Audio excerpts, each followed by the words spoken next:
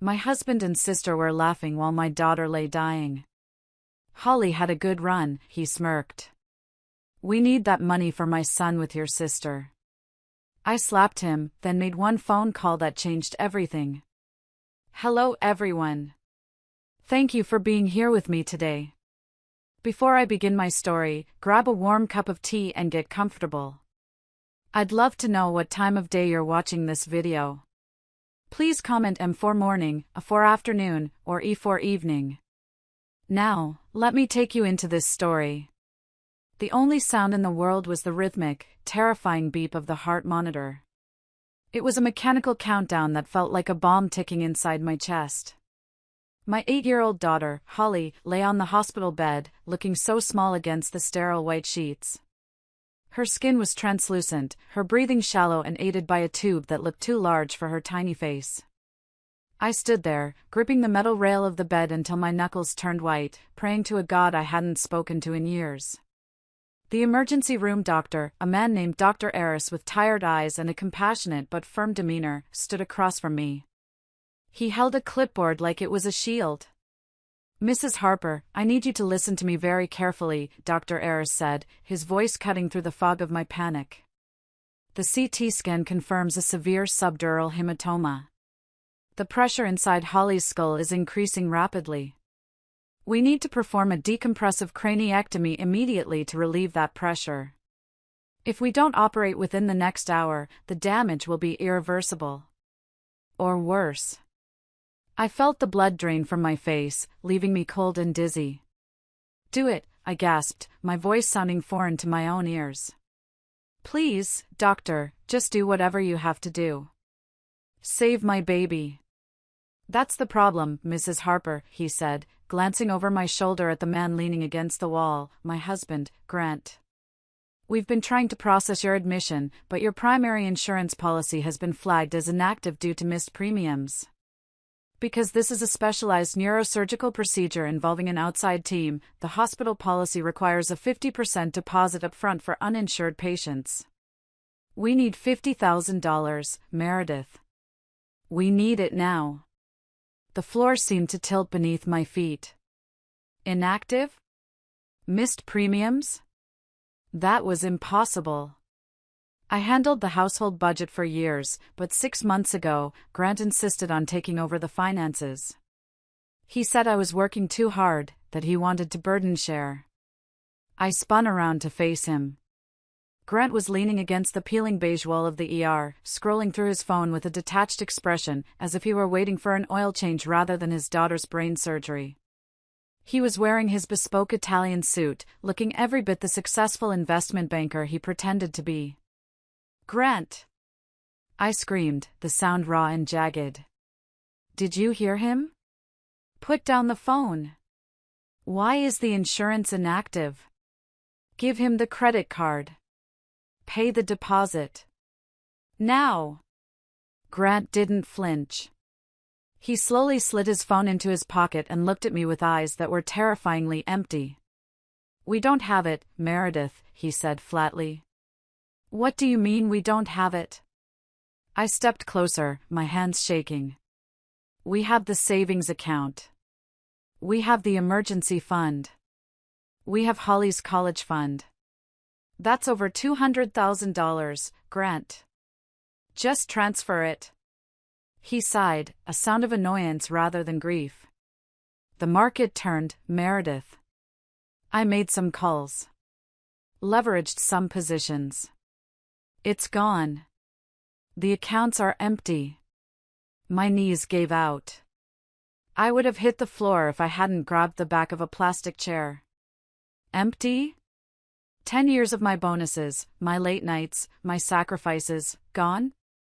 But before I could process the magnitude of his theft, the automatic doors of the ER slid open. The clicking of high heels on linoleum echoed through the quiet hallway. My mother, Lorraine, and my younger sister, Kendra, sashayed into the room.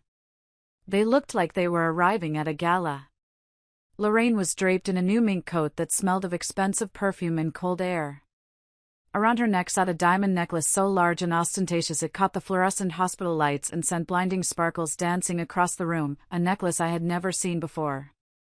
Kendra was right beside her, popping pink bubblegum, clutching a designer handbag that cost more than my first car. She looked bored. "Oh, stop crying, Meredith," Lorraine said as she approached, her voice dripping with that familiar disdain. "You always were so dramatic. You're embarrassing us in front of the staff." "Mom," I choked out, pointing at the necklace. "Holly is dying. She needs surgery right now. Grant says we have no money, but that necklace. That's new. Is that real?" Lorraine clutched the diamonds protectively, her manicured fingers curling over the stones. "Of course it's real. It's an investment piece, Meredith. A family heirloom I purchased for the future." "Sell it," I begged, grabbing her fur coat. "Mom, please. Return it. Pawn it. I don't care. I need $50,000 to save your granddaughter's life." Lorraine pulled away from me as if I were contagious. "Don't be ridiculous. You can't return custom jewelry. Besides, Holly has always been a sickly child. Is it really wise to bankrupt the entire family for a procedure with no guarantees? You have to think about the living, Meredith." The cruelty of her words took my breath away. But then Kendra chimed in, her voice light and airy. "Yeah, sis," Kendra said, examining her nails. "Plus, we need to think about the future of the family name. We need resources for the healthy ones. Like Jared. And the new one." I froze. The room went silent. Even the beep of the heart monitor seemed to fade into the background. "What new one?" I whispered. Kendra smirked. She casually dropped her heavy handbag onto the waiting room chair. As she did, the clasp popped open, and a small white plastic stick tumbled out, clattering loudly on the floor. It spun and came to a stop at my feet. A pregnancy test. 2 distinct pink lines. "Oops," Kendra giggled, bending down to retrieve it, but not before the image was burned into my retinas. "I'm pregnant, Meredith. And since Grant is the only man around who actually takes care of us, well, let's just say we're keeping it in the family." I looked at Grant. He wasn't looking at me. He was looking at Kendra, and for the first time all night, there was warmth in his eyes. A sick, twisted pride. "We're having a boy, Meredith," Grant said, his voice dropping to a whisper. "A son. Someone to carry on the legacy. We need that money for him. Holly, she had a good run." The world stopped. The betrayal wasn't just a knife in my back, it was a nuclear explosion.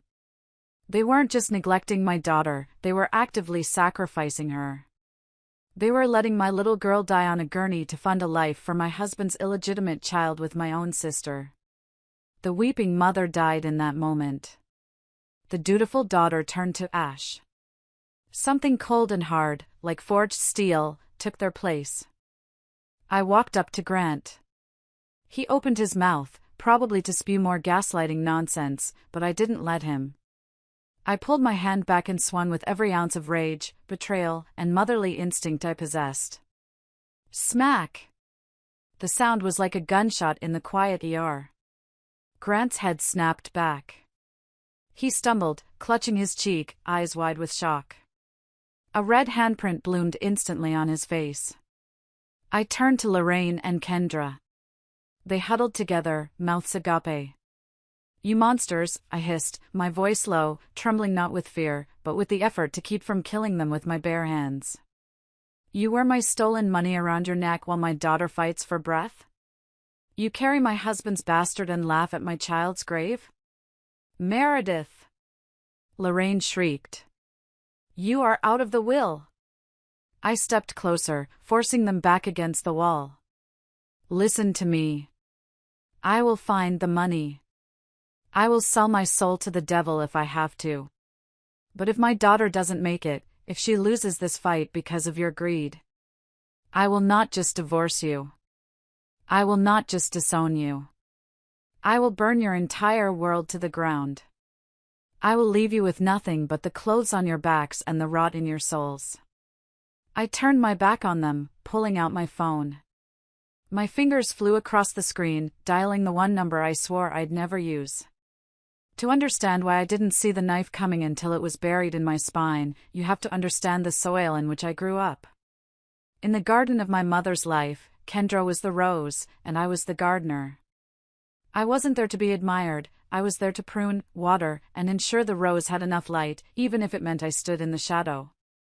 My mother, Lorraine, was a former beauty queen who never quite got over the fact that she aged. When I was born, I was a disappointment. I looked like my father, serious, dark-haired, and quiet. My father left when I was 5. I remember the day he walked out. He packed a single suitcase while Lorraine screamed at him about credit card bills and lifestyle maintenance. Before he got into his car, he looked at me through the window. He didn't wave. He just looked sad. Lorraine turned to me that day, mascara running down her cheeks, and said, "This is your fault, Meredith. You were too needy. You exhausted him." I was 5. I believed her. 10 years later, Kendra was born. My mother had remarried a wealthy older man who died shortly after, leaving just enough insurance money to spoil Kendra rotten. Kendra was everything I wasn't: blonde, bubbly, manipulative, and a mirror image of Lorraine. From the moment Kendra could talk, I became invisible. I was the built-in babysitter, the tutor, the maid. I remember the day I turned 18 vividly. It was a humid Tuesday in July. I had spent 4 years studying until my vision blurred, working double shifts at a greasy spoon diner called the Rusty Fork to save for college applications. My dream was architecture. I wanted to build structures that were safe, permanent, and unbreakable, everything my home wasn't. A thick, cream-colored envelope arrived in the mail. My hands shook as I tore it open. It was an acceptance letter to a prestigious architecture program in Chicago, complete with a full tuition scholarship. It was my golden ticket. It was my escape pod. I ran into the kitchen, waving the letter, my heart pounding with a joy I hadn't felt in years. "Mom! Look! I got in! Full ride to Chicago!" Lorraine was sitting at the granite island, filing her nails. The dust settled on the counter I had just scrubbed that morning. She didn't look up. "That's nice, Meredith," she said, her tone bored. "But we need to have a family meeting." My stomach dropped. Family meeting was code for Meredith needs to sacrifice something. "Kendra got into that private performing arts high school in the city," Lorraine said, blowing on her nails. "The one with the drama program. The tuition is astronomical, Meredith. And she needs a car to get there. It's too far for the bus, and you know how sensitive Kendra is to public transport." I gripped the letter tighter, crumpling the edges. "Okay, that's great for Kendra. But I have a scholarship. I won't cost you anything." Lorraine finally looked up, her eyes cold and calculating. "A scholarship covers tuition, Meredith. Not housing. Not food. Not books. I can't support 2 households. I can't pay for Kendra's dream and your hobby." "Hobby?" I whispered. "This is my future." "Don't be selfish, Meredith," she snapped, slamming her hand on the counter. "Why are you always so selfish? Your sister has real talent. She's going to be a star. You're just book smart.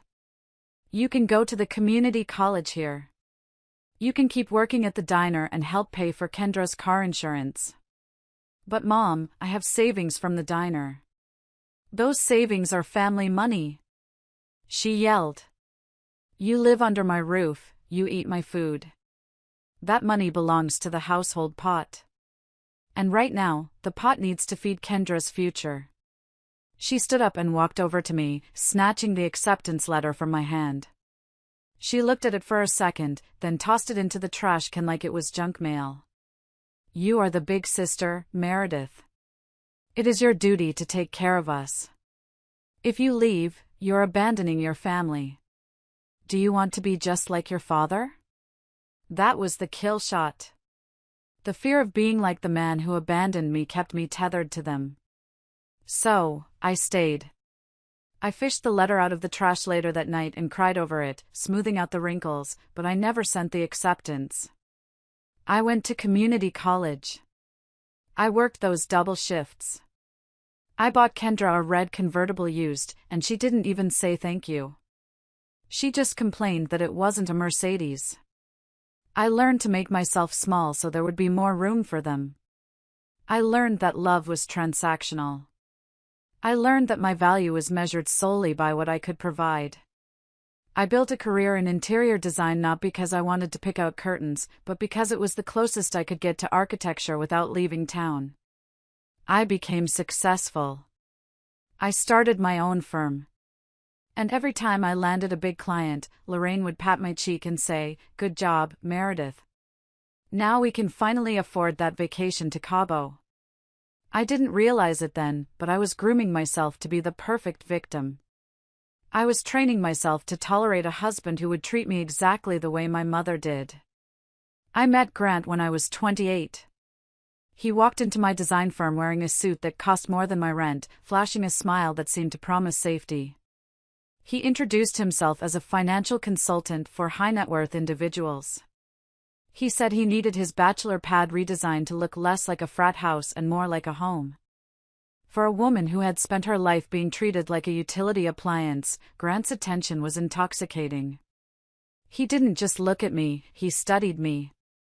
He asked about my favorite color, cerulean, my coffee order, black, 2 sugars, and my dreams. He brought me flowers for no reason. He opened doors. He made me feel seen. Or at least, I thought he did. Looking back, with the clarity of betrayal, I realized he wasn't studying me for affection, he was assessing me for extraction. He was calculating my net worth, my credit score, and my pliability. We dated for 6 months before he proposed. It was a whirlwind romance, the kind you see in movies, but there were cracks in the foundation from the start, cracks I plastered over with hope. He never seemed to have his wallet when the check came. "Oh, I left it in my gym bag, babe," he'd say with a sheepish, charming grin. Or, "My assets are all tied up in a merger right now. Can you get this? I'll make it up to you." I always got it. I was the provider. It was the role I knew best. When we decided to buy a house, Grant suggested a sprawling colonial in the wealthiest suburb of the city. It was massive, ostentatious, and way over our budget. "It's an investment, Meredith," he insisted, walking through the marble foyer. "It shows clients you're successful. Perception is reality in my business. You need this for your brand."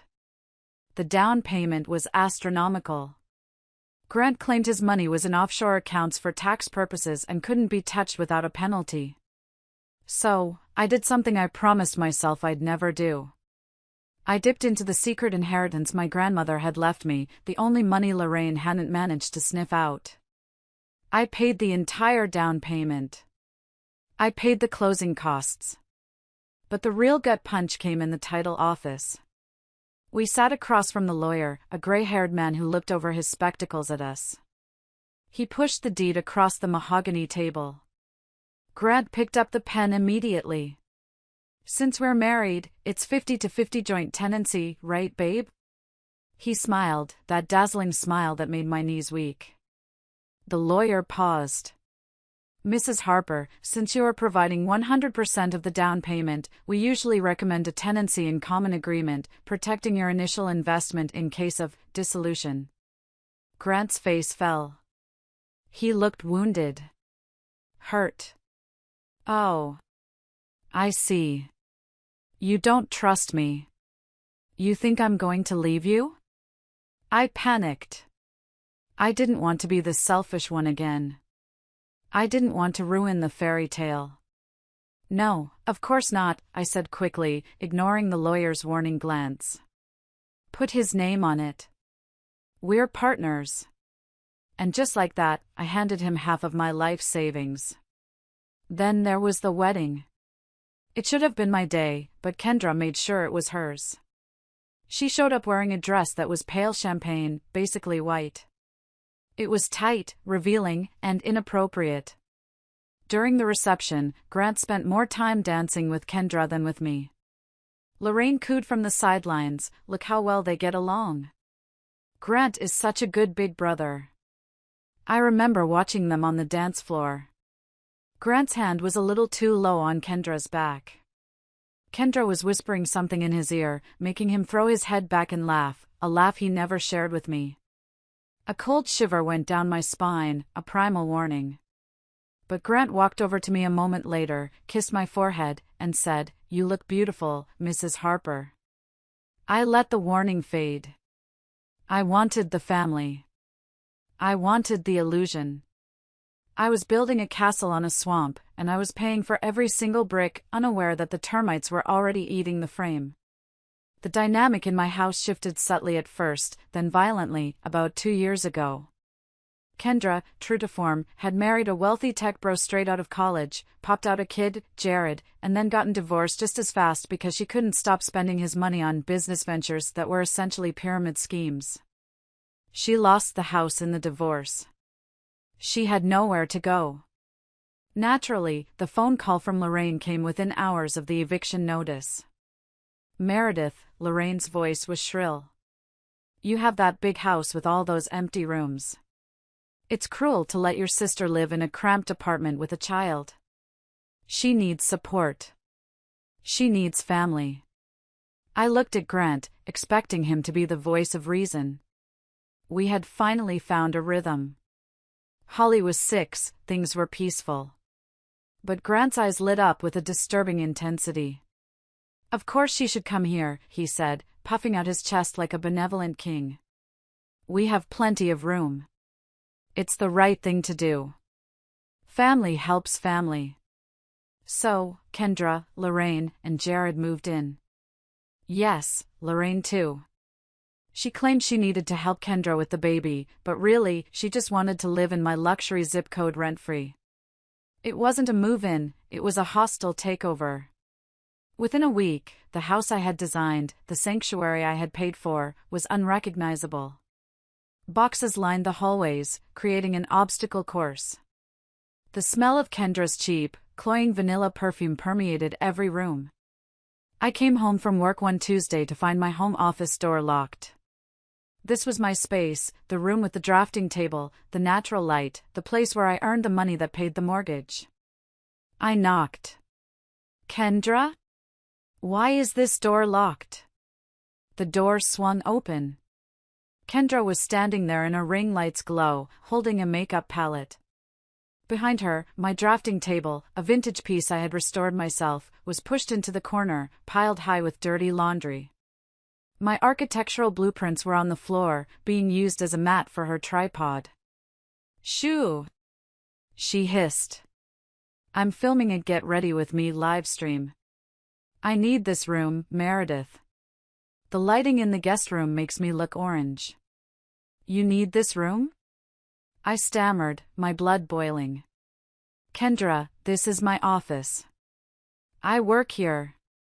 Grant walked up behind me, placing a hand on my shoulder. Not a comforting hand, a restraining one. "Let her have it, babe," he said. "She's trying to build a career as an influencer. You can work at the kitchen table. It's bigger anyway." "But Grant, my blueprints." "Meredith, don't be jealous," he whispered, gaslighting me with ease. "Support her. She's fragile right now." I lost my office that day.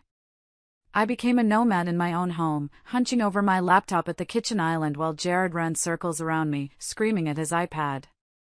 Speaking of Jared, he was a terror. A 9-year-old boy who had never been told no in his life. He drew on my silk wallpaper with permanent marker. When I complained, Lorraine told me I was materialistic for caring about paper on a wall. He broke a $2,000 vase I had brought back from Italy. Kendra blamed me for putting it in a stupid place. I became the maid. I would wake up at 5 a.m. to clean the house because Lorraine complained if there was dust on the baseboards. I would work a 10-hour day, then come home to cook dinner for 5 people because Kendra didn't do stoves and Grant needed a hot meal. Dinner time was the worst. They would sit at the table, Grant at the head, Kendra to his right, laughing about inside jokes, talking about reality TV shows I didn't have time to watch. One night, I slapped a utility bill on the table. It was for $600. Who left the AC on with the windows open? I asked, exhausted. And who ordered $300 of pay-per-view movies? Kendra rolled her eyes, poking at the roast chicken I had spent 2 hours making. God, Meredith, all you talk about is money. It's so boring. Can't we have one peaceful meal? Grant nodded in agreement. She's right, Meredith. You're bringing the vibe down. I'll handle it later. He never handled it. I paid it. I always paid it. I started to notice things I ignored before. The way Grant's eyes lingered on Kendra's low-cut tops. The way they would disappear into the office together for hours, claiming they were working on her business plan. I would hear low laughter through the door. Are you crazy? Grant sneered when I asked why they needed to lock the door. You're disgusting, Meredith. She's your sister. You have a sick mind. I started to believe him. Maybe I was crazy. Maybe I was the problem. I was drowning in my own home, and the people holding me under were the ones I was fighting to keep afloat. The day my world shattered started with a deceptive calm. It was a Tuesday, the kind of crisp autumn morning that usually made me feel hopeful.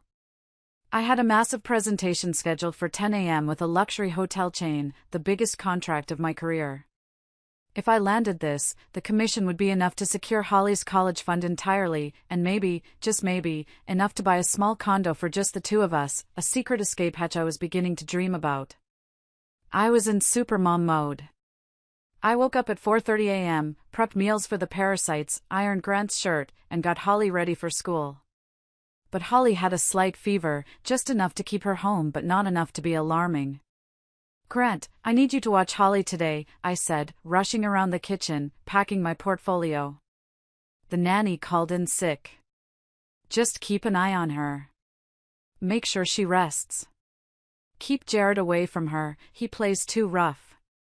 Grant was sipping an espresso I had made him, scrolling through sports news. Don't worry, babe, he said, not looking up. I've got it under control. Go bring home the bacon. I kissed Holly on the forehead. She was sitting at the kitchen island, drawing a picture. Who's that? I asked, smoothing her hair. It's you, Mommy, she beamed, holding up a stick figure with a cape standing on top of a building. You're building a castle. I held back tears. I love you, baby. Be good for Daddy. I left the house feeling a knot in my stomach I couldn't explain, a primal instinct screaming turn back. But I pushed it down. I had to work. I had to provide. The meeting went perfectly. I crushed it. The CEO shook my hand, impressed by my vision. I walked out of that boardroom at 11:30 a.m. feeling a rare moment of triumph. I checked my phone. No missed calls. Then, at 11:32 a.m., my phone buzzed. Not a call. A notification from our smart home security system, motion detected, main staircase. Glass break sensor activated. I froze. I opened the app to check the camera feed, but the screen was black. Connection lost. I called Grant. Straight to voicemail. I called Kendra. Voicemail. I called the landline. Nothing. Panic, cold and sharp, pierced my chest. I ran to my car and drove like a maniac, weaving through traffic, running 2 red lights. My hands were shaking so hard I could barely grip the wheel. When I burst through the front door, the house was eerily silent. No crying. No sirens. No TV.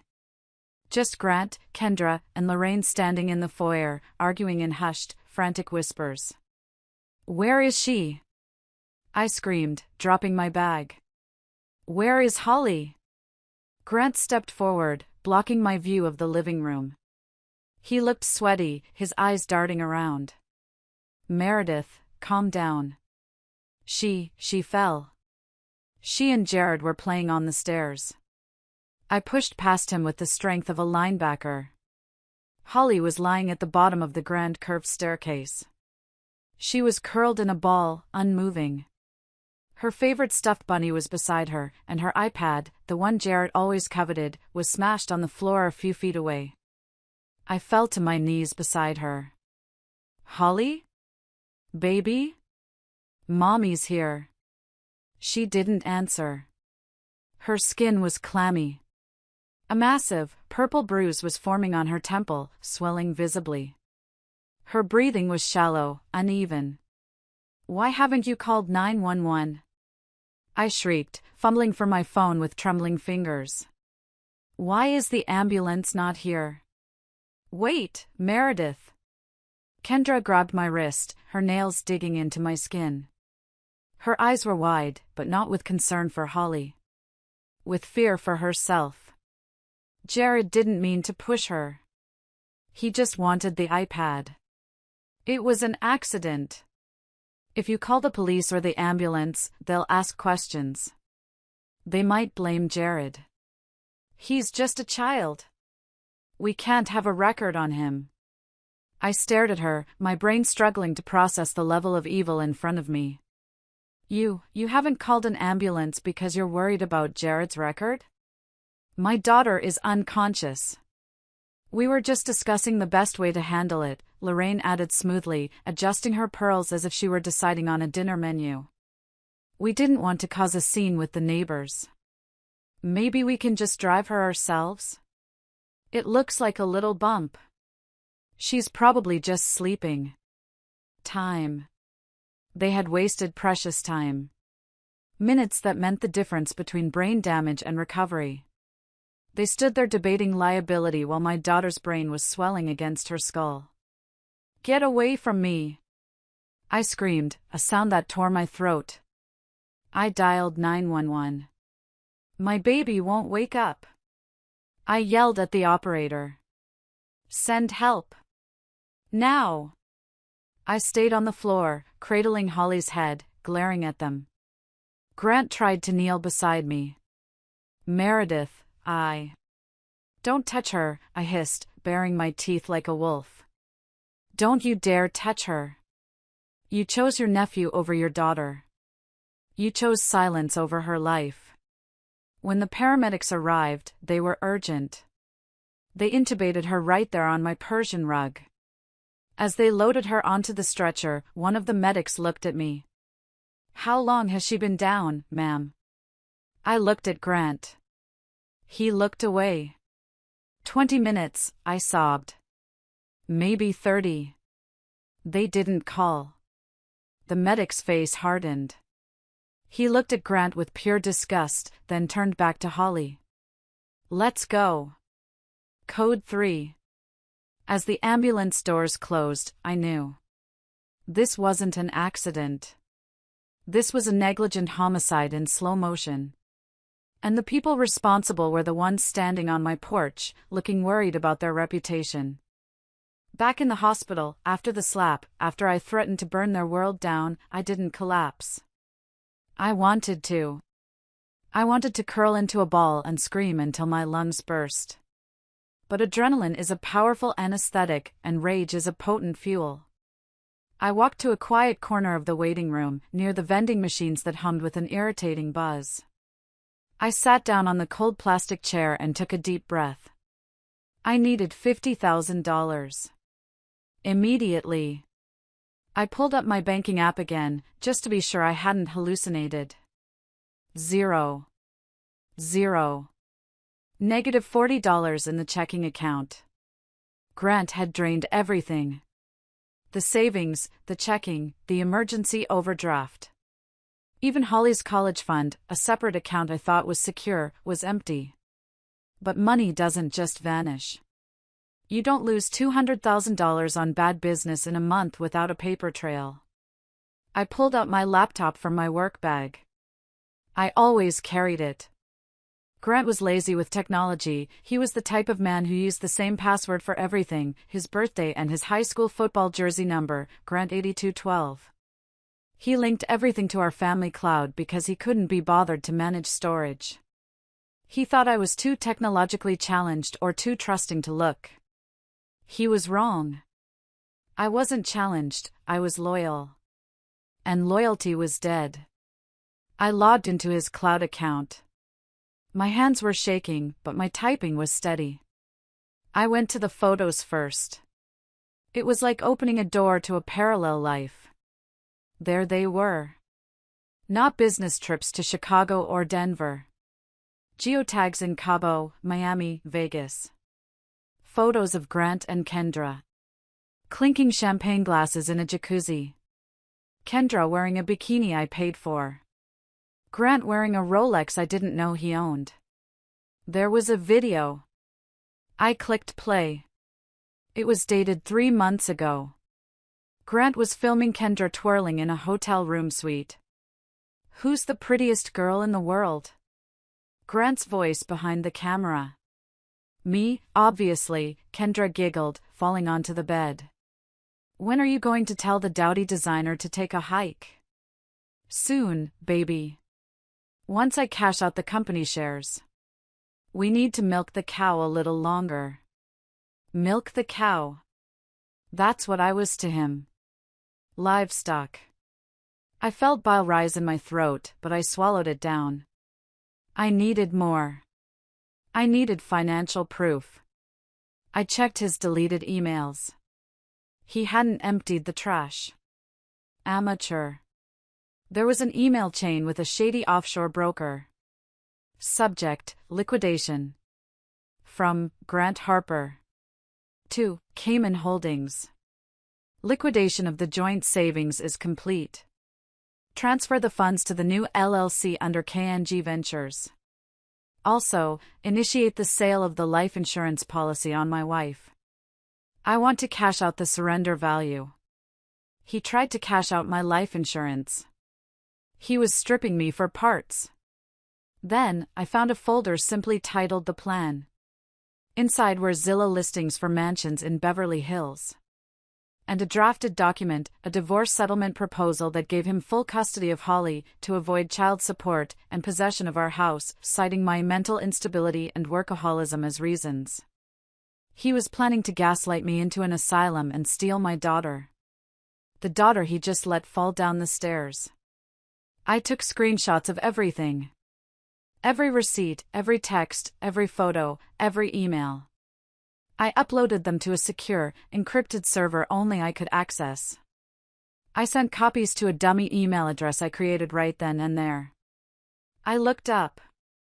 Grant was across the room, buying a soda from the vending machine. He was laughing at something Kendra said. They looked relieved. They probably thought Holly wouldn't make it, saving them the trouble of the custody battle. I felt a coldness settle over me, a transformation. The Meredith who cooked dinners and apologized for existing was gone. In her place was someone else. Someone dangerous. I needed a weapon. And I knew exactly who had one. I scrolled through my contacts to a number I hadn't called in 3 years. Preston Sterling. Preston was a billionaire real estate mogul. I had designed his penthouse in Manhattan 3 years ago.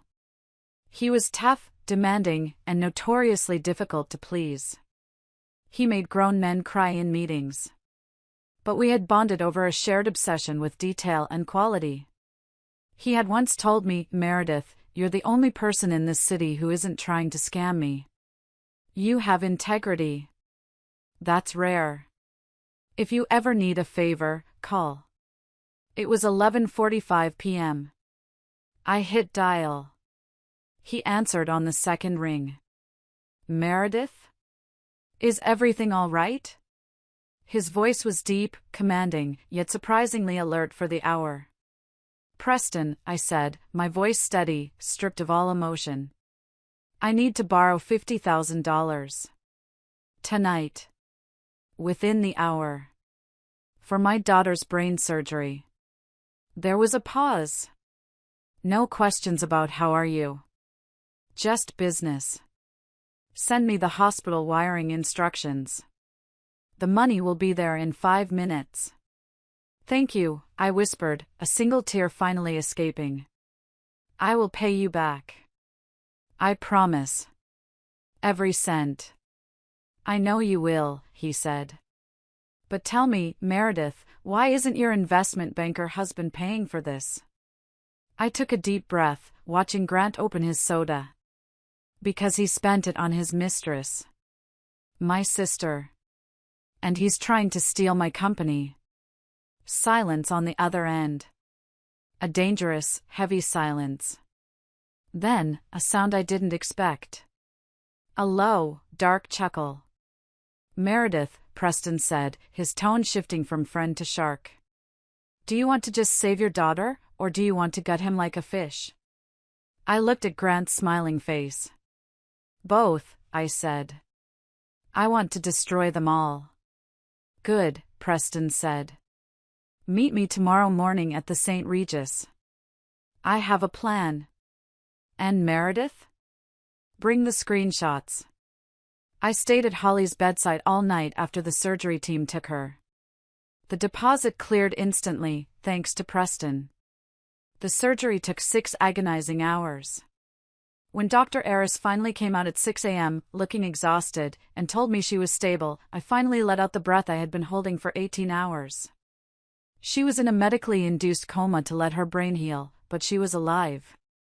I told the nurse I had to leave for an hour to shower and get clothes. I lied. I took a cab straight to the St. Regis Hotel. I looked like a wreck, dried blood on my blouse, hair messy, eyes swollen. But when I walked into the penthouse suite, Preston Sterling didn't look at me with pity. He looked at me with respect. He was sitting on a velvet sofa, wearing a crisp white shirt, sleeves rolled up. A spread of breakfast was on the table, untouched. Coffee? He offered, handing me a porcelain cup without asking how I took it. He remembered. Black. I drank it. It tasted like bitter resolve. So, Preston sat across from me, opening a leather folder. I had my private investigator run a quick background check on your husband's recent activities since you called last night. It's sloppy, Meredith. It's offensive how sloppy he is. He slid a paper across the table. He's been trying to pitch a revolutionary investment fund to my associates for weeks, Preston said. He claims he's the silent partner behind your design firm. He's trying to leverage your reputation, my reputation, by association, to get a $5 million buy-in from private investors. He's running a Ponzi scheme. He's taking money to pay off gambling debts and buy luxury goods for your sister, hoping to land a whale investor to cover the holes before the house of cards collapses. He thinks I'm the whale, Preston continued, a cruel smile playing on his lips. He sent me a pitch deck 2 days ago. I was going to ignore it because I don't do business with amateurs. But now we use it, I said, catching on. The fog in my brain was clearing. Exactly. Preston stood up and walked to the window. You see, Meredith, men like Grant are driven by 2 things, greed and ego. He thinks he's smarter than you. He thinks he's smarter than me. We're going to use that against him. What's the plan? I asked.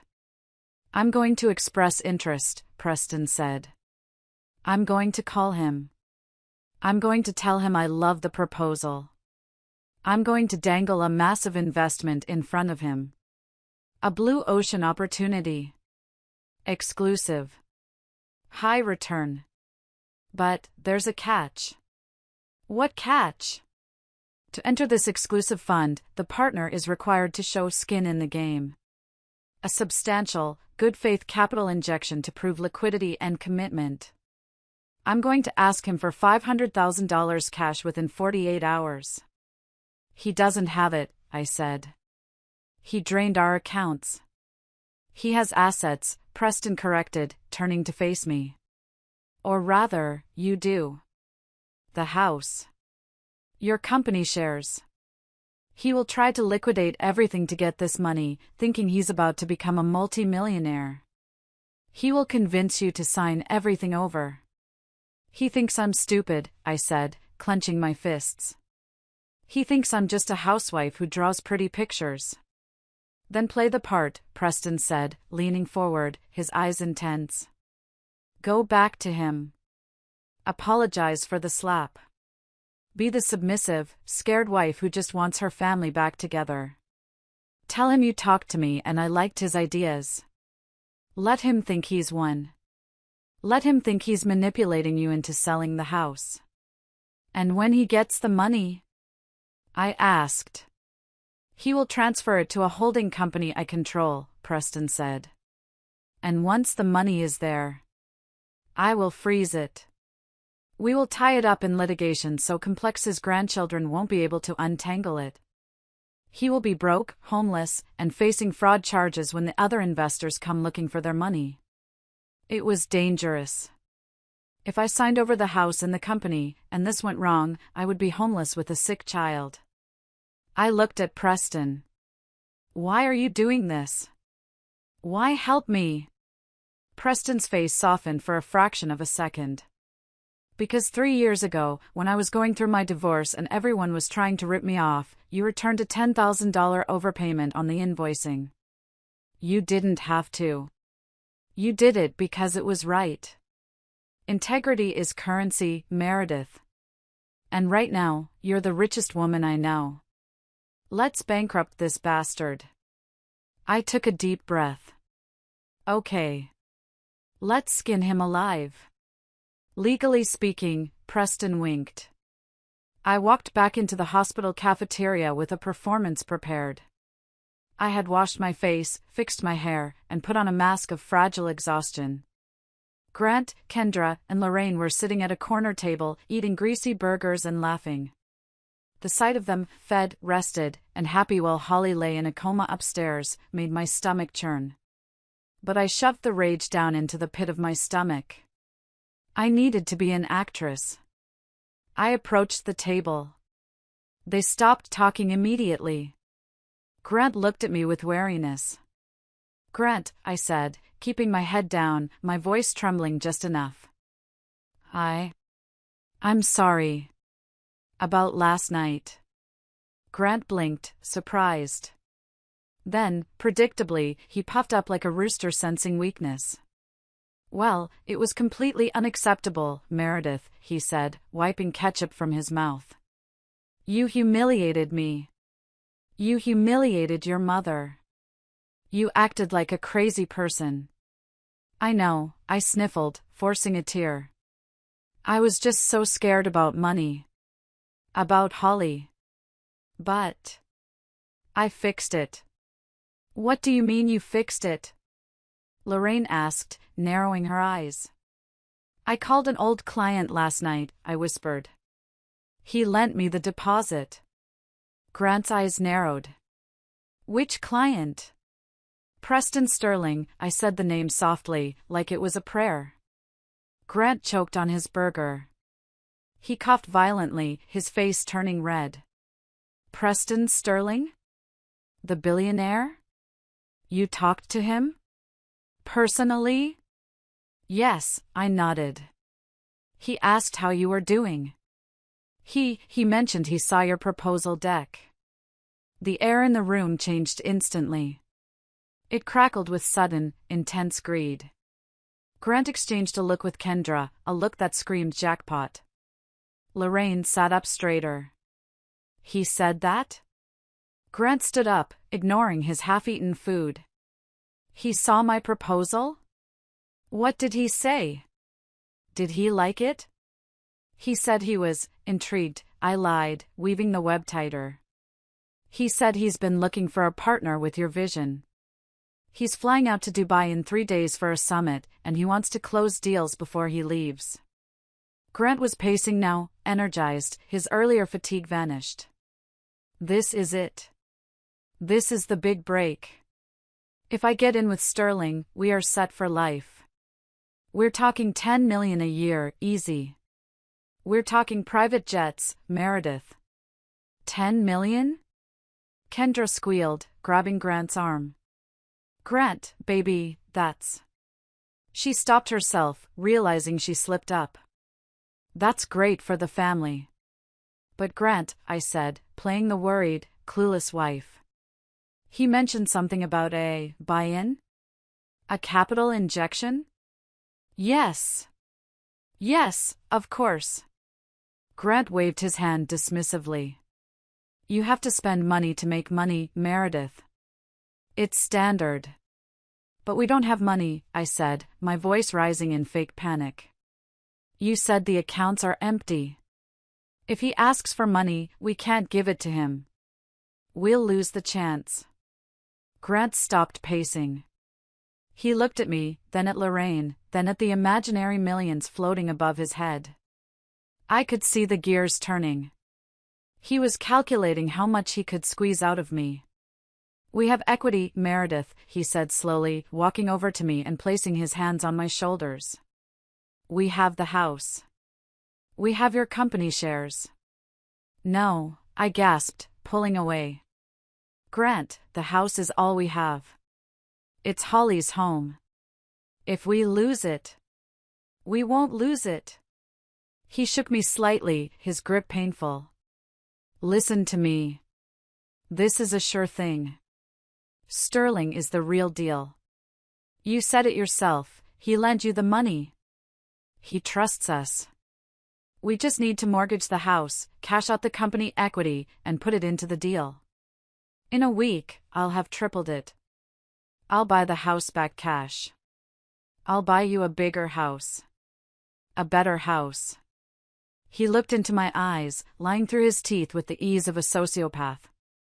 I saw the calculation. He wasn't going to buy me a house. He was going to take the money, run off with Kendra and their son, and leave me with the debt and a sick child. I don't know, Grant, it's scary. Do you want to pay Sterling back for the surgery?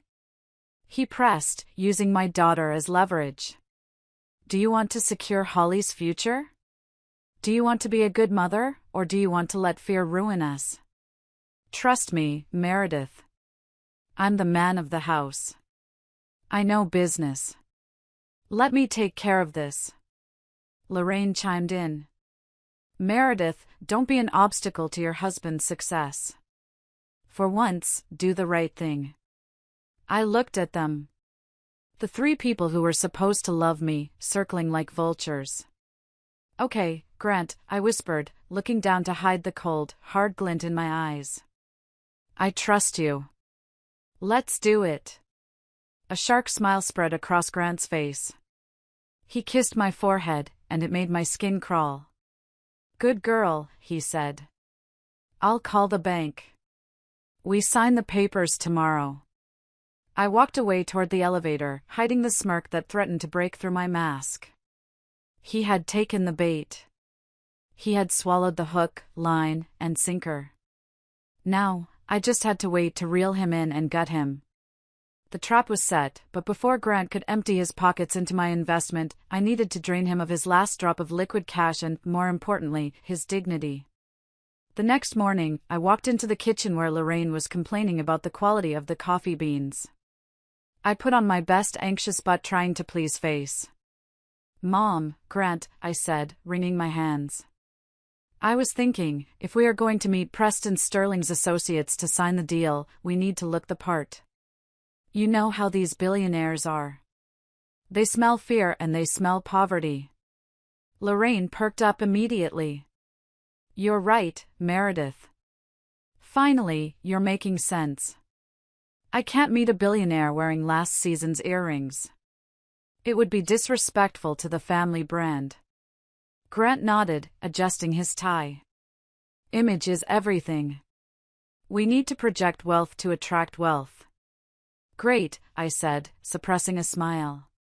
There's a private viewing at Leclet, that high-end jeweler downtown. Preston's personal jeweler is there. I set up an appointment. Maybe we should go? Just to, solidify the image. An hour later, we were standing in the hushed, velvet-lined showroom of Leclet. It was the kind of place where the door was locked behind you and champagne was served before you even looked at a price tag. Lorraine was in heaven.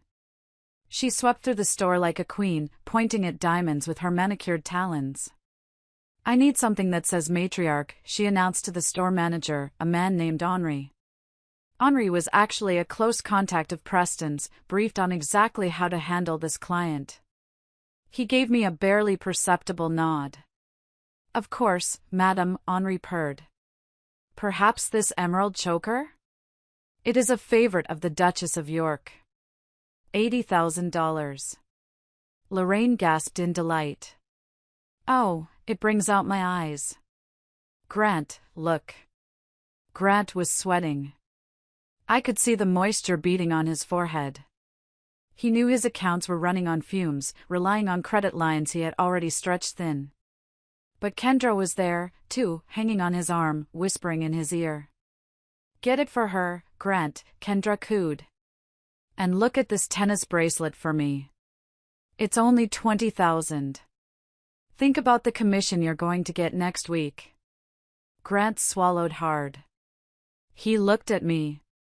I looked away, pretending to admire a watch, letting him hang. Wrap them up, Grant said, his voice cracking slightly. We'll take them. Lorraine squealed. Kendra clapped. Jared, who had been dragging his sticky hands along the glass display cases, started running in circles around a pedestal displaying a massive, intricate jade horse sculpture. Henri rang up the total. That will be $105,000, sir. Grant pulled out his black Amex, the company card. The card for my design firm. My heart hammered. This was it. He swiped. Beep. Henri looked at the screen, then at Grant. I am sorry, sir. Declined. The silence in the room was louder than a scream. Lorraine froze. Kendra stopped chewing her gum. Try it again, Grant snapped, his face turning crimson. It's a platinum card. There's no limit. Henri swiped again. Beep. Insufficient funds, sir. And a card-frozen notification from the issuer. Grant looked at me, panic in his eyes. Meredith? Did you? I widened my eyes in fake shock. I didn't do anything. Maybe the bank flagged it because of the investment transfers you're setting up? Moving all that money around? Grant latched onto the excuse. Yes.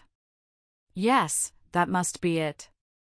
The assets are being liquidated for the Sterling deal. It triggered a fraud alert.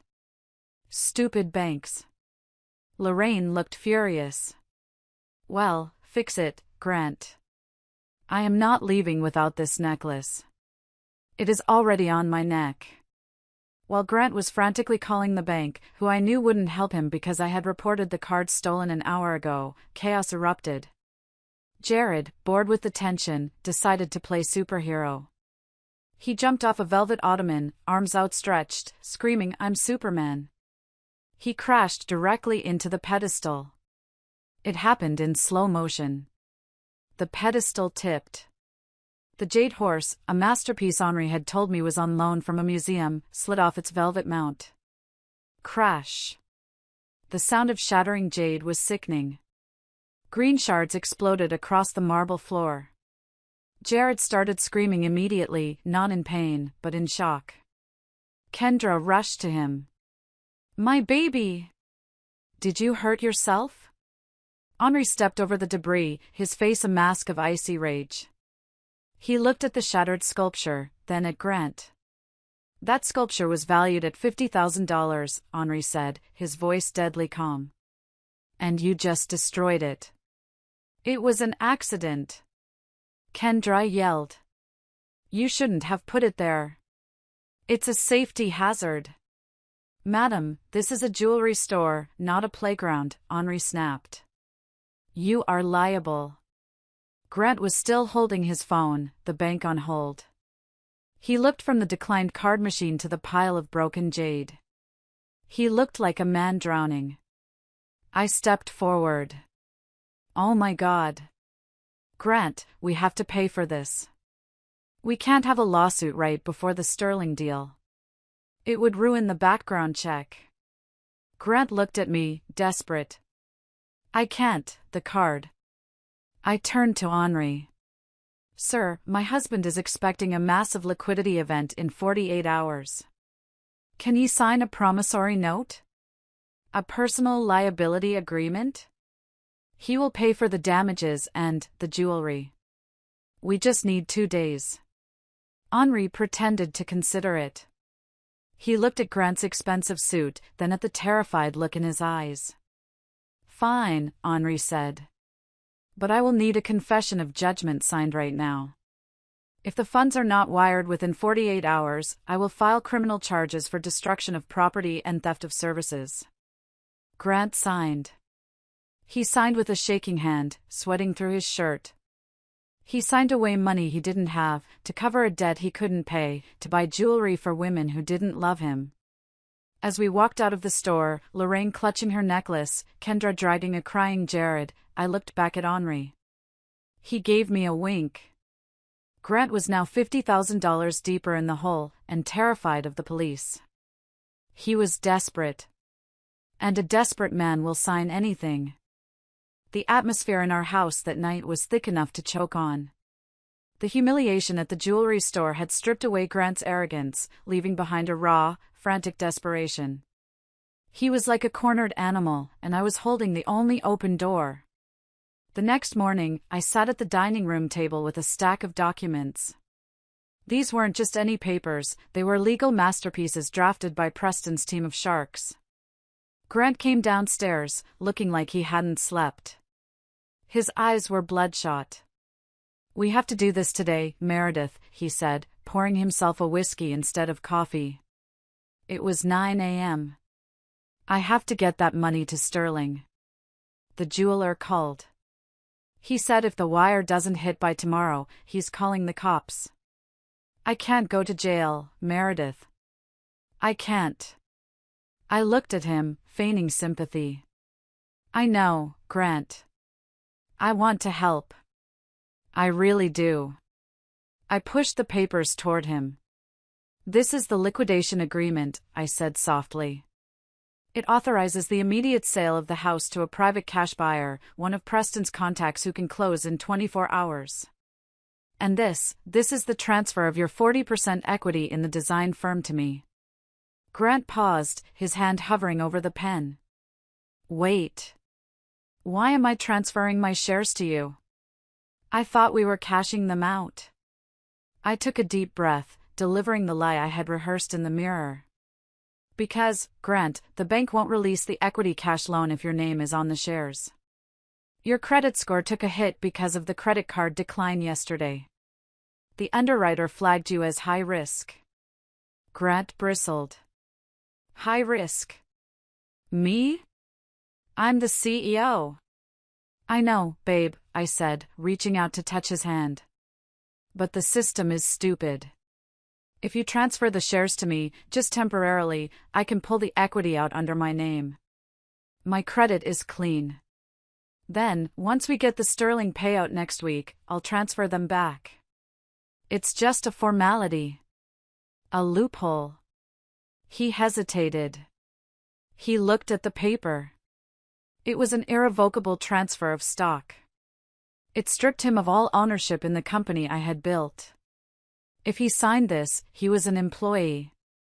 Actually, he was less than that, he was nobody. But the clock was ticking. The jewelry debt was hanging over his head like a guillotine. And the allure of the Blue Ocean Fund, the promised $10 million return, was blinding him. Kendra walked into the kitchen, wearing a silk robe I had paid for. Just sign it, Grant, she yawned, pouring orange juice. Stop being paranoid. Meredith is too stupid to screw you over. She doesn't even know how to use Excel properly. That stung, but it was useful. My incompetence was my camouflage. Grant looked at Kendra, then at the whiskey glass, then at me. You promise to transfer them back as soon as the deal closes? He asked. I promise, I said, crossing my fingers under the table. We're partners, remember? 50-50. He picked up the pen. He signed. I watched the ink dry. With that signature, he had just given me back my life's work. He had handed me the company. Now the house, I said, sliding the next document. This one was trickier. It was a quitclaim deed disguised within a stack of mortgage refinancing papers. It effectively removed him from the title of the house in exchange for a cash payout that would go directly into the Blue Ocean Fund. Grant signed page after page without reading the fine print. He was manic now, fueled by the proximity to the money. Done, he said, slamming the pen down. Wire the funds. Get the money to Sterling. I smiled. A real smile this time, though he interpreted it as support. I'll go to the bank right now. I drove straight to Preston's office. We didn't send the money to an investment fund. We didn't send it to Dubai. We followed the instructions on the documents Grant had just signed. The house was technically sold to a holding company owned by me, funded by a loan from Preston. The equity cash, about $400,000 that remained after the mortgage was paid, was wired into an escrow account named Blue Ocean Holdings. But Blue Ocean Holdings wasn't an investment firm. It was a shell LLC. And the sole signatory on that account? Meredith Harper. Grant had essentially sold the house, given me his company shares, and wired the proceeds into a bank account that only I could control. And he did it all thinking he was buying into a billionaires' club. When I got home that evening, Grant was popping a bottle of champagne. Lorraine and Kendra were looking at real estate listings for mansions in Malibu. To the future. Grant cheered, handing me a glass. To leaving the little people behind. I clinked my glass against his. To the future, I echoed. I took a sip. It was the best champagne I had ever tasted. Because I knew that in exactly 72 hours, the bomb was going to detonate. The next 3 days were a surreal study in human hubris. Grant walked around with a swagger I hadn't seen since our wedding day. He was rude to servers, dismissive of neighbors, and treated me with a pitying sort of kindness, like you would treat a dog you were planning to put down. Kendra had already started packing. Not packing to move with us, but packing the things she wanted to steal. I saw her putting my silver candlesticks into her suitcase. I didn't say a word. Let her take them. She would need something to pawn for bail money later. Then came Tuesday. The day the first dividend from the Blue Ocean Fund was supposed to hit. Grant was sitting at the kitchen table at 8 a.m., refreshing his banking app on his iPad. Lorraine was next to him, calculating how much a private chef would cost. It should be here any minute, Grant said, tapping the screen. Sterling said the wire initiates at 9 a.m. New York time. I sat across from them, drinking my black coffee. I checked my watch. 9:01 a.m. Grant frowned. Weird. It's not showing up. Maybe it's delayed? Kendra suggested. International wires take time, right? Grant called the number Preston had given him for the fund manager. It went straight to voicemail. A generic, robotic voicemail. He frowned deeper. He tried logging into the online portal Preston's team had set up for him, a dummy website that looked incredibly professional. He typed in his password. Grant 8212. Access denied. He typed it again. Harder. Account suspended. Please contact administrator. What's going on? Grant muttered, sweat starting to bead on his upper lip. Why can't I get in? I watched him. This was the moment. The crescendo. Suddenly, Grant's phone buzzed. A text message. Not from the bank. From the jeweler, Henri. Mr. Harper, the 48-hour window has expired.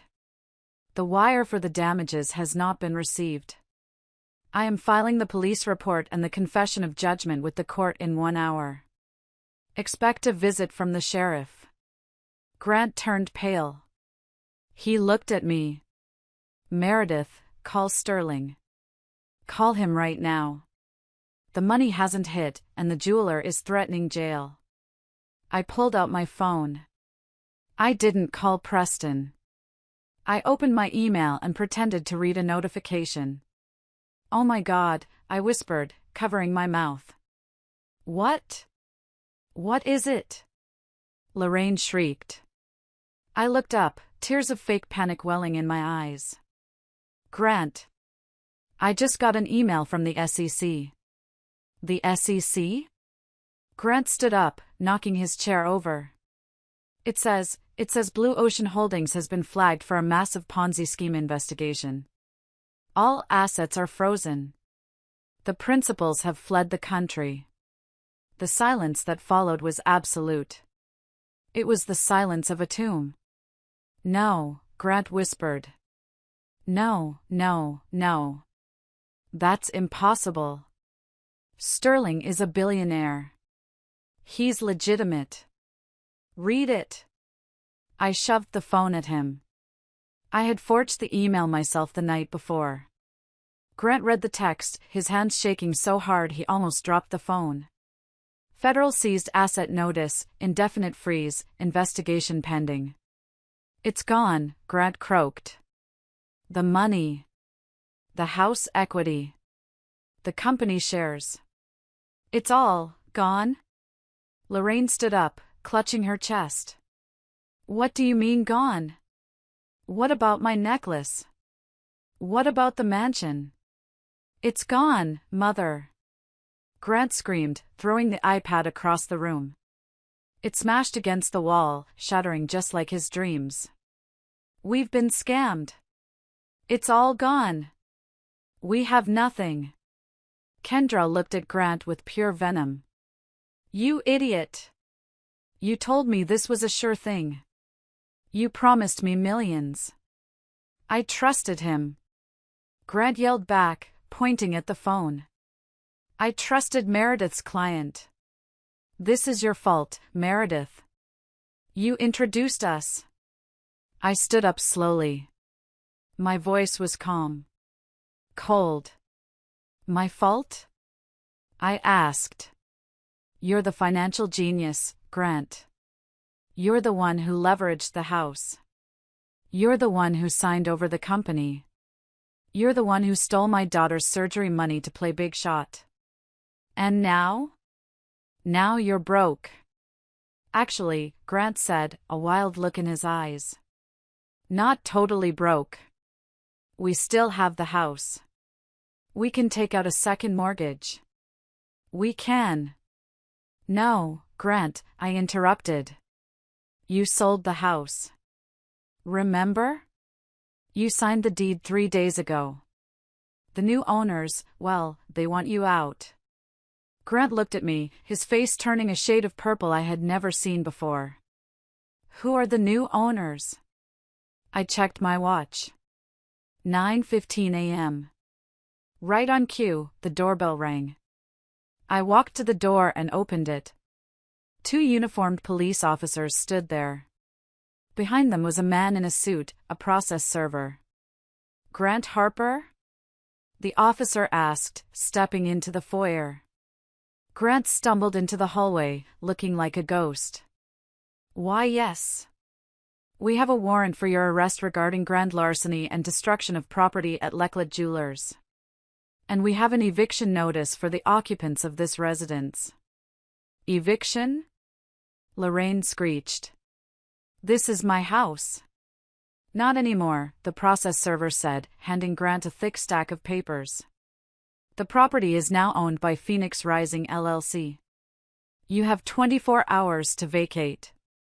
Grant looked at the papers. He looked at the officers.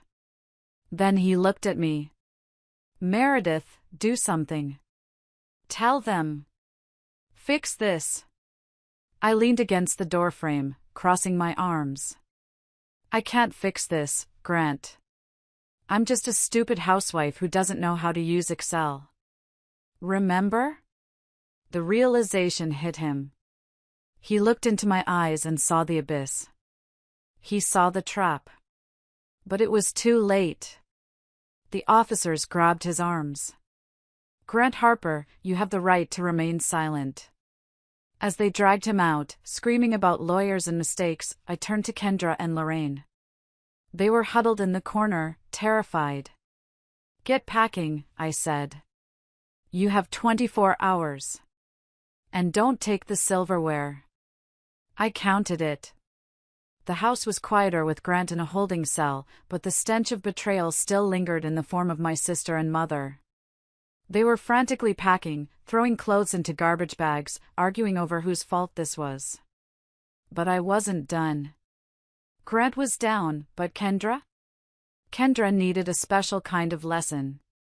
Kendra had always thrived on attention. She lived for the validation of strangers on the internet and the envy of the mommy group in our upscale neighborhood. She had spent years cultivating an image of a wealthy, successful single mom, even though she was living off my charity. I sat down at my kitchen island with a glass of wine and opened my laptop. It was time to destroy her reputation. I logged into the neighborhood social app, Nextdoor, and the private Facebook group for the local PTA groups where Kendra was surprisingly active, mostly bragging about her lifestyle. I composed a post. Simple. Factual. Devastating. Title, A Warning to the Neighborhood. Attached, screenshots of the text messages between Grant and Kendra. The pregnancy test photo from the hospital. The eviction notice. Text, to my neighbors and friends. I am heartbroken to announce that I will be staying in the community, but my husband Grant Harper and my sister Kendra will be leaving. As many of you know, my daughter Holly is fighting for her life after a fall caused by negligence.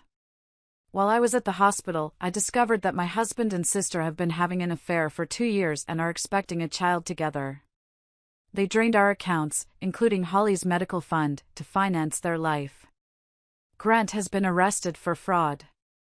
Kendra is currently looking for a new place to live. Please be careful who you let into your homes. I hit post. The reaction was nuclear. Within 10 minutes, my phone was buzzing with notifications. OMG Meredith, I am so sorry. Kendra? The one who judges everyone's outfits? She's sleeping with her brother-in-law? Disgusting. Blocked. But that wasn't enough. I needed to hit her where it hurt, her wallet. I forwarded the entire dossier, the affair, the pregnancy, the financial theft, to Kendra's ex-husband, Mike. Mike was a decent guy who had been fleeced by Kendra during their divorce. He was paying her massive alimony and child support because she claimed she couldn't work due to anxiety. I added a note, Mike, thought you should know she's cohabitating with my husband and they have shared finances. Also, she's pregnant. According to your divorce decree, cohabitation ends alimony. Also, her negligence led to Holly's injury. You might want to petition for full custody of Jared before she drags him down with her. I sent it. 2 hours later, Kendra came storming into the kitchen, her face streaked with mascara tears. She held her phone like a weapon. What did you do? She screamed. Mike just called his lawyer. He's cutting off my alimony.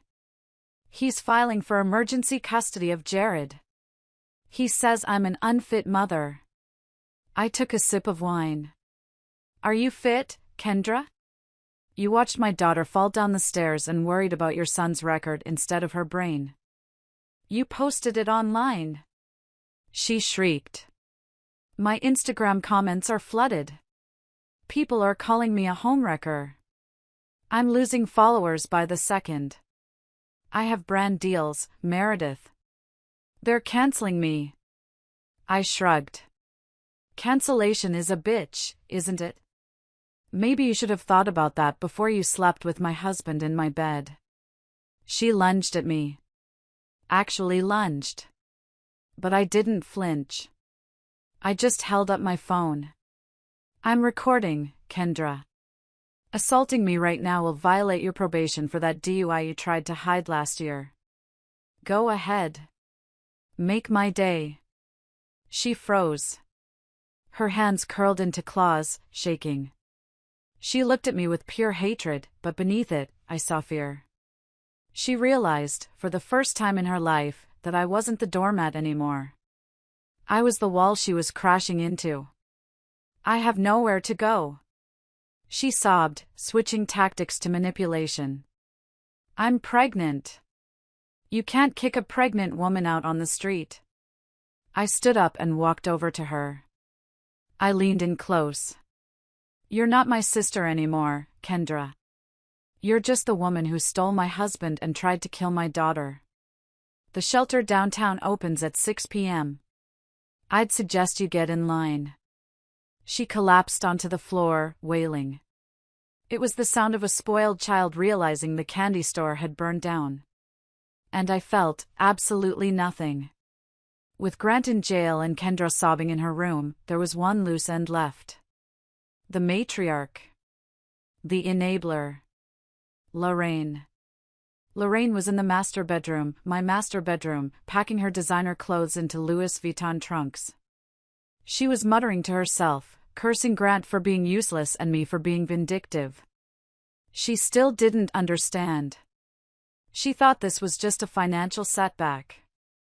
She thought she could just move on to the next host. I leaned against the doorframe. You know, Mom, those trunks won't fit in an Uber. And Grant's car has been repossessed. Lorraine didn't look up. I'll call a private car. I have some savings. I'm going to stay at the Ritz until this blows over. You're being incredibly harsh, Meredith. Kicking your own mother out. I laughed. It was a dry, hollow sound. You're not a mother, Lorraine. A mother protects her cubs. You fed yours to the wolves because you wanted a shiny necklace. Speaking of the necklace, she touched her throat. It was still there. The diamond choker from Lecklet. You have to return that, I said. Grant didn't pay for it. It's stolen property. Lorraine clutched it. I will not. It was a gift. Possession is 9/10 of the law. Not when the credit card declines, Mom. Before we could argue further, there was a heavy knock at the front door. Not the rhythmic knock of a visitor, but the authoritative pounding of the law. I went downstairs. It was the police again. Different officers this time. Meredith Harper? The officer asked. Yes. We're looking for a Lorraine Miller. We have a warrant for her arrest. My heart skipped a beat. I knew this was coming. She's upstairs, I said, stepping aside. May I ask what the charge is? Grand larceny, the officer said, adjusting his belt. The security footage from Lecklet Jewelers shows her slipping a Rolex watch into her purse while her son-in-law was arguing about the credit card. Value is $25,000. I closed my eyes and smiled. Of course she did. Greed is a reflex for her. The officers went upstairs. A moment later, I heard the screaming. Get your hands off me. Do you know who I am? Meredith. Meredith, tell them. It was a mistake. I was holding it for safekeeping. They dragged her down the stairs in handcuffs. She looked disheveled, her wig slightly askew, the diamond necklace still sparkling mockingly around her neck. Meredith! She screamed, seeing me standing in the hallway. Call the lawyer. Bail me out. You have money. Use the company money. I looked at her. I looked at the woman who had told me to give up my scholarship. The woman who told me my daughter wasn't worth saving. The woman who stole from me for 30 years. "I'm sorry, Lorraine," I said calmly. "I can't bail you out." "Why not?" she shrieked as they pushed her out the door. "Because," I said, loud enough for the neighbors to hear, "I have to save my money for the living." "Isn't that what you taught me?" The door slammed shut. The silence that followed was the most beautiful sound I had ever heard. I was alone in the house. The parasites were gone. Grant was in jail. Kendra was broke and homeless. Lorraine was behind bars. I walked into the kitchen and made myself a cup of tea. I sat in the silence, listening to the hum of the refrigerator. For the first time in 2 years, the air in the house felt clean.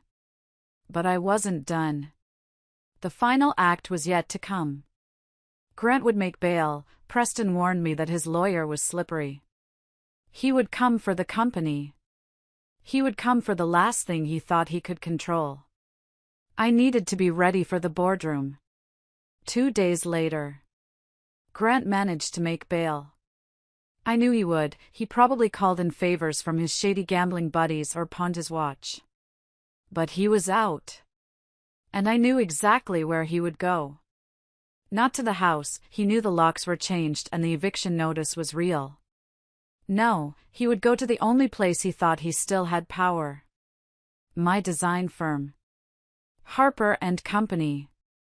He didn't know I had legally tricked him into signing over his shares. He thought that was just a temporary formality to get the loan. He thought he could storm in, fire me, liquidate the company assets, and run with the cash. I was waiting for him. I sat at the head of the conference table in the glass-walled boardroom. I was wearing a suit I hadn't worn in years, sharp, tailored, blood-red. To my right sat Preston Sterling.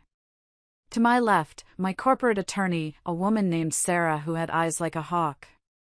The entire staff was outside, nervous. I had briefed them, let him in. Watch the show. At 10 a.m., the elevator doors dinged. Grant stormed in. He looked terrible. He was wearing the same suit he was arrested in, now rumpled and stained. He hadn't shaved.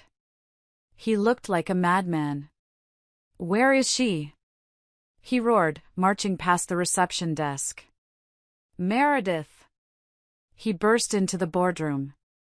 He slammed his hands on the table, glaring at me. "You bitch," he spat. "You locked me out of the house? You let my mother rot in jail? You think you've won?" I didn't flinch. I took a sip of water. "Hello, Grant. You look tired. Jail doesn't suit you. Cut the crap," he yelled. "I'm here to take what's mine. I'm the CEO of this company. I own 40% of the shares. I'm firing you, Meredith. Effective immediately. Get out of my chair." He looked at Preston.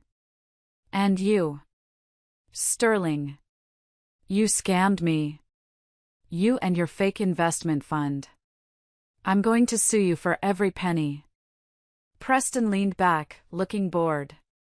"Mr. Harper, please. Lower your voice.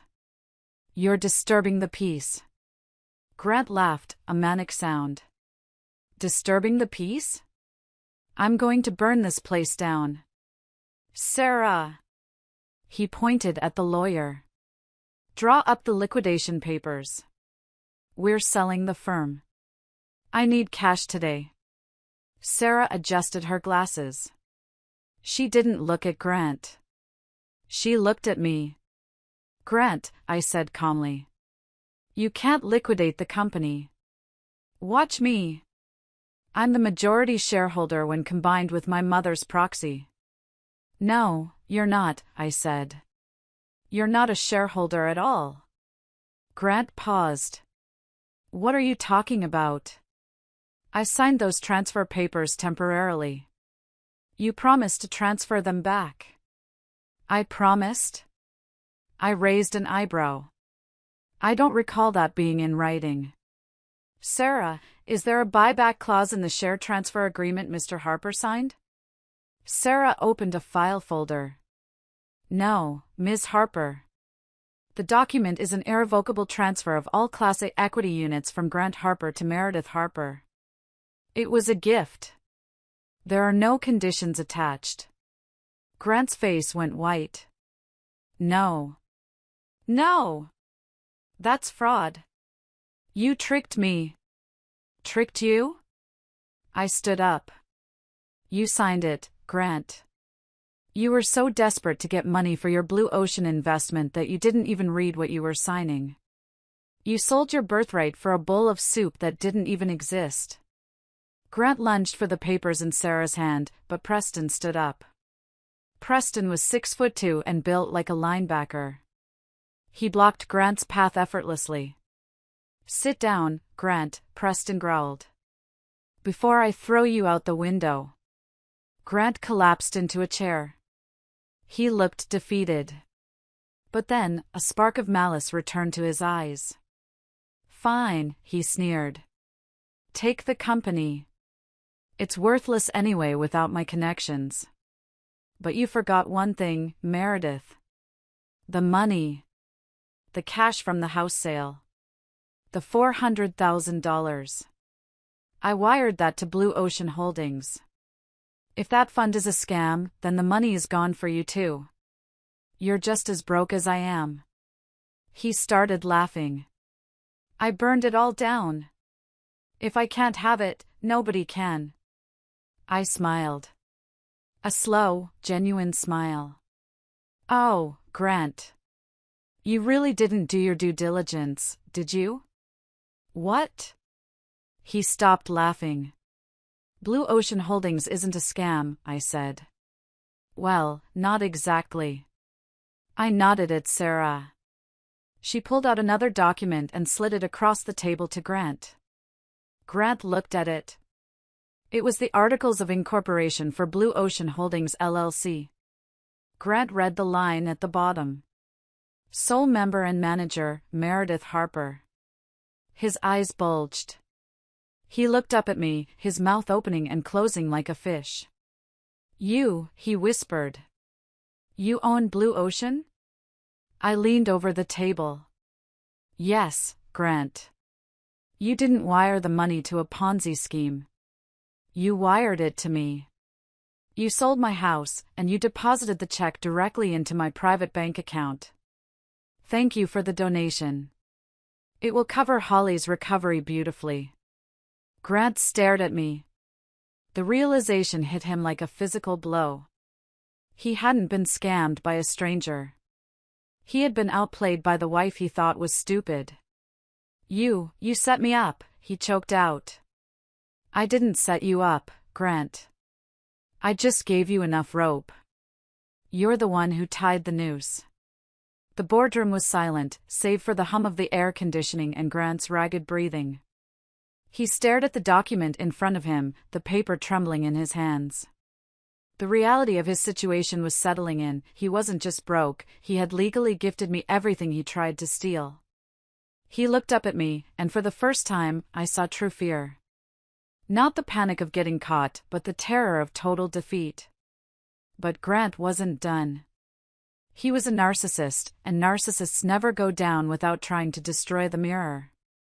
His face twisted into a snarl. He stood up, knocking the chair backward.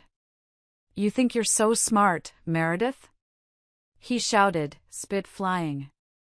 You think this piece of paper matters? I'm still your husband. I still have rights. Marital assets. Everything you have is half mine. I'll drag this out in court for years. I'll make sure the lawyers eat up every cent of that money. You won't see a dime for Holly's care. He pointed a shaking finger at me. And speaking of Holly, I'm going for custody. I'll paint you as an unstable, vindictive harpy. I'll tell the judge you manipulated a mentally distressed man. I'll take her, Meredith. And I'll let Kendra raise her. The room gasped. Sarah, my lawyer, stiffened. Preston clenched his fists. But I remained calm. This was the moment I had prepared for. The final nail. I reached into my bag and pulled out a thick manila envelope. I tossed it onto the table. It landed with a heavy thud. Go ahead, Grant, I said, my voice ice cold. Sue me. But before you call your lawyer, you might want to look at what's in there. He glared at me, then ripped the envelope open. Photos spilled out. The photos of him and Kendra in Cabo. The text messages calling Holly a lost cause. The email to the offshore broker trying to sell my life insurance policy. The forged financial statements he used to try and trick Preston. And one more thing. A USB drive. What is this? Grant whispered, his bravado flickering. That drive contains the audio recording from the hospital waiting room, I said. The moment you admitted to refusing payment for Holly's surgery to save money for your new son. It also contains the security footage from the house, showing Kendra pushing Holly down the stairs. Or rather, Jared pushing her while Kendra watched and did nothing. Grant's face drained of all color. Negligence. Conspiracy to commit fraud. Attempted insurance fraud. And let's not forget the big one. I motioned to the door. 2 men in suits walked in. Not police this time.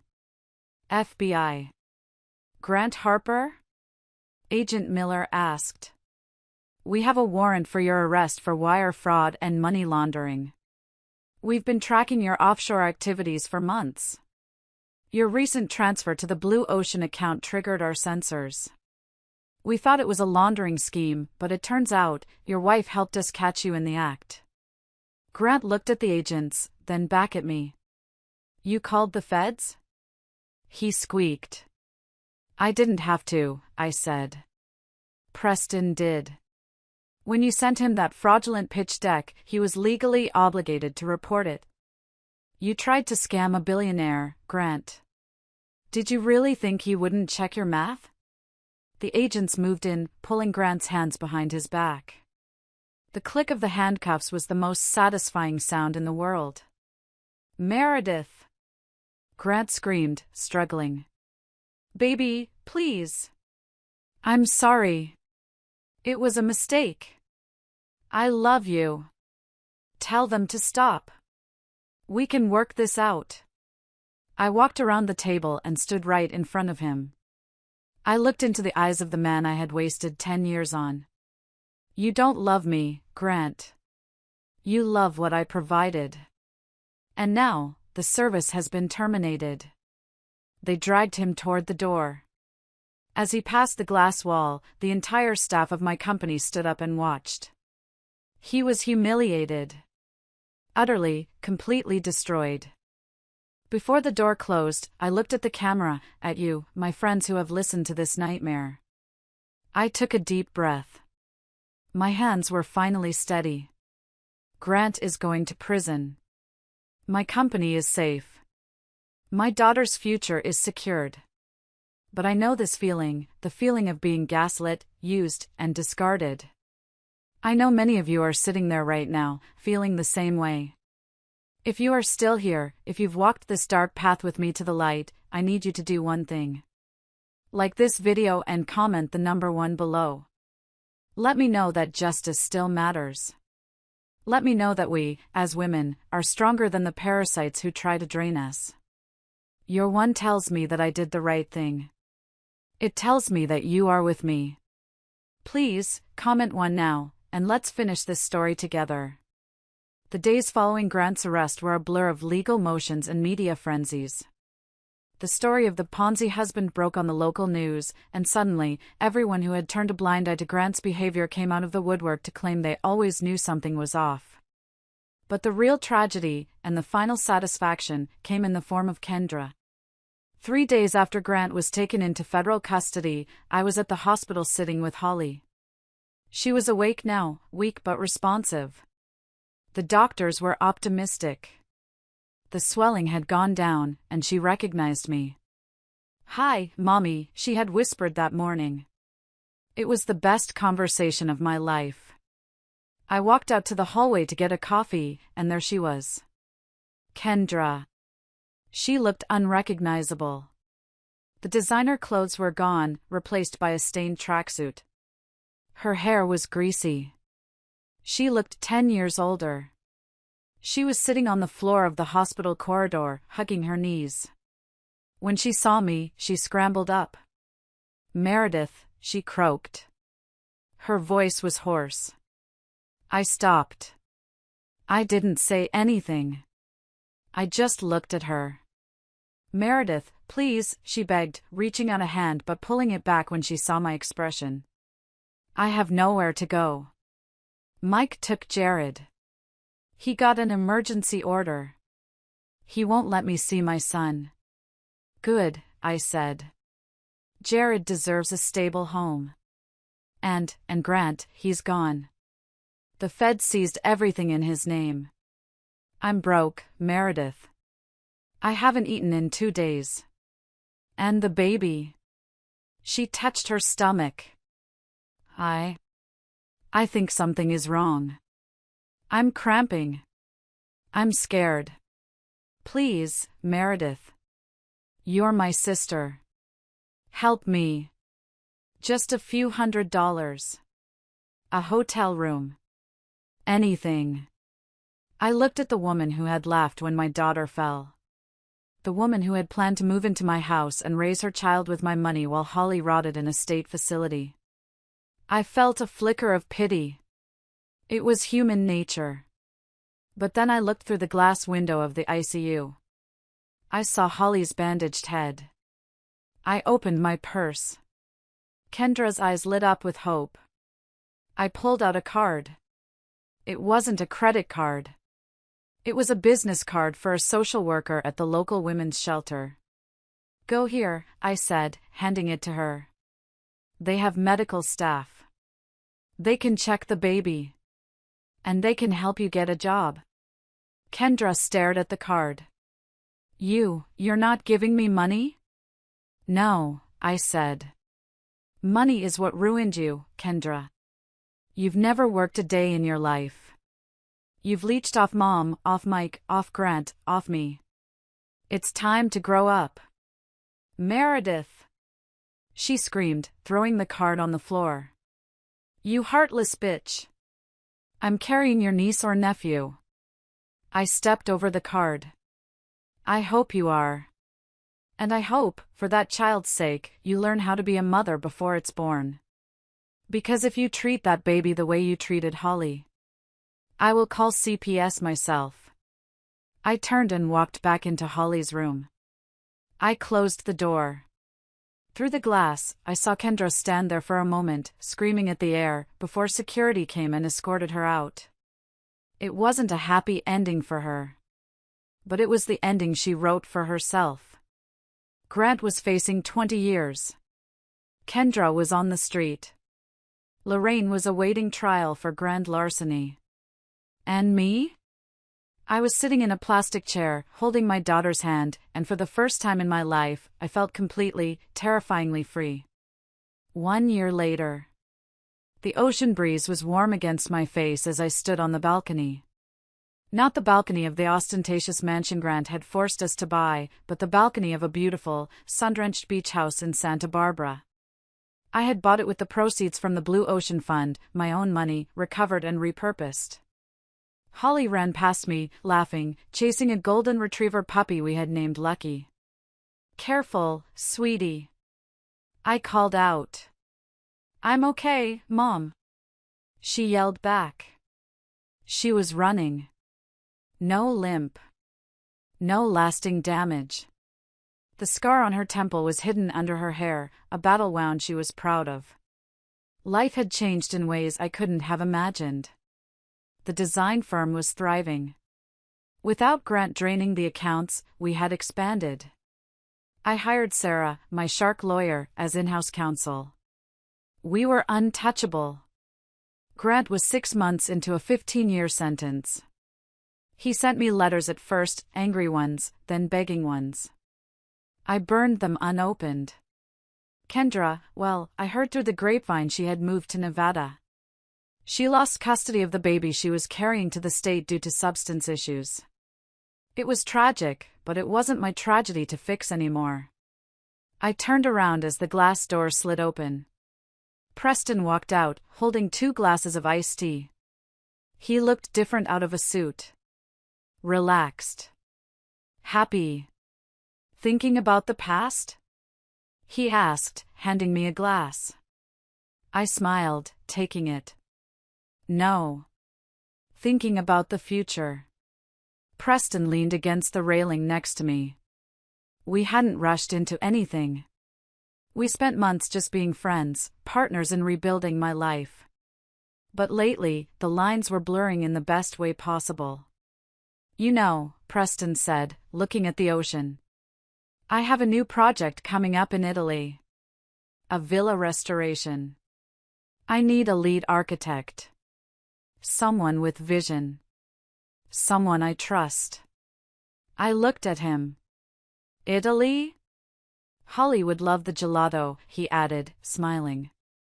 I looked at my daughter playing in the sand. I looked at the man who had handed me a lifeline when I was drowning.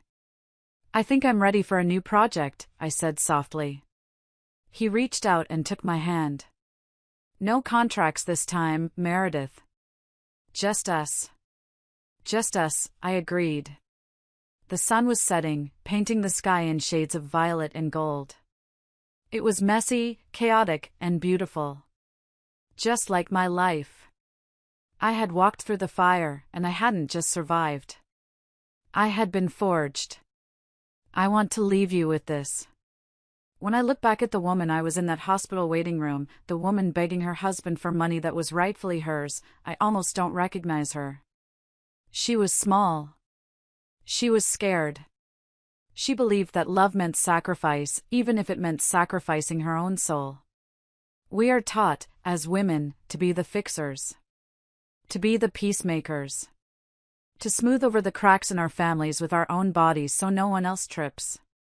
We make excuses for the mothers who criticize us, the sisters who use us, the partners who drain us. We tell ourselves it's duty. We tell ourselves it's love. But let me tell you something I learned in the hardest way possible: you cannot set yourself on fire to keep others warm. Grant, Kendra, Lorraine, they didn't destroy me because they were powerful. They destroyed me because I gave them the power. I handed them the matches. If you are listening to this, and you feel that familiar knot in your stomach, that feeling that you are giving too much, that you are invisible in your own life, please, listen to the alarm bells. Check the accounts. Trust your gut. And most importantly, draw the line. It is not selfish to protect your peace. It is not selfish to secure your future. It is not selfish to demand respect. I lost a husband. I lost a sister. I lost a mother. But I found myself. And I found my daughter. And that trade? I would make it 1,000 times over. Thank you for listening to my story. Thank you for walking this road with me. You are stronger than you know. You are valuable. And you are never, ever alone. This is Meredith Harper, signing off. Take care of yourselves, and remember, the only person who can save you is you. And so, as Meredith's journey comes to a close, we are left with a profound reminder of the resilience that lies within us all. Her story is not just about betrayal, loss, or even revenge. It is a testament to the power of self-worth and the courage to reclaim it. Life often tests us in unimaginable ways, but it is in these moments of darkness that we discover the strength to rise, to rebuild, and to redefine who we are. Meredith's triumph wasn't in destroying those who wronged her, but in finding her voice, protecting her daughter, and proving to herself that she deserved better. This story also challenges us to reflect on the relationships we nurture and the boundaries we set. It teaches us that love without respect is not love at all, and that sacrificing your peace for the sake of others is never the answer. True strength lies in knowing when to let go, when to stand firm, and when to choose yourself over the expectations of others. Meredith's journey shows us that even in the face of overwhelming adversity, it is never too late to take control of your life and write a new chapter. What about you? What did this story awaken in you?